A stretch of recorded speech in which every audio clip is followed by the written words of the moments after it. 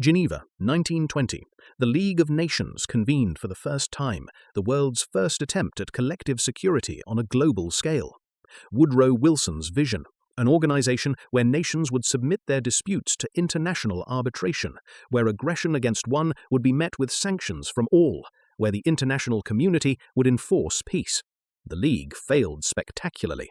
Japan invaded Manchuria in 1931. The League condemned it. Japan withdrew from the League and kept Manchuria. Italy invaded Ethiopia in 1935. The League imposed sanctions. They were partial and ineffective. Ethiopia fell. Germany remilitarized the Rhineland, annexed Austria, dismembered Czechoslovakia. Each time, the League protested and did nothing. By 1939, the institution designed to prevent great power war had been exposed as powerless to stop it. The standard lesson from the League's failure is that international institutions without enforcement mechanisms are worthless, but that's too simple. The League failed for specific reasons that illuminate both its weaknesses and what made its successor more resilient.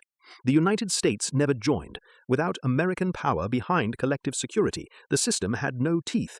Britain and France, the remaining great powers committed to the League, were exhausted from World War I and terrified of another conflict. They chose appeasement, not from naivety, but from rational calculation. Their publics would not support another war. Their militaries were unprepared, and they hoped, wrongly, that limited concessions would satisfy the revisionist powers. The League also suffered from a legitimacy problem. The Versailles Treaty that created it was seen, not without reason, as a victor's peace imposed on the defeated. Germany was excluded, humiliated, burdened with reparations. Unlike the Congress of Vienna, which reintegrated France, Versailles kept Germany outside the legitimate order. When German revanchism inevitably emerged, it had no stake in the system it was destroying. Now look at the post-Cold War order through this lens. The United States is still engaged, but its commitment is increasingly questioned, both domestically and by allies, who wonder whether American security guarantees are reliable.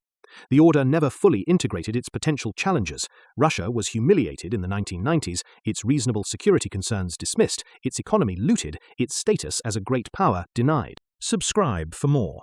Also, our full video on this is now live, link in the description below.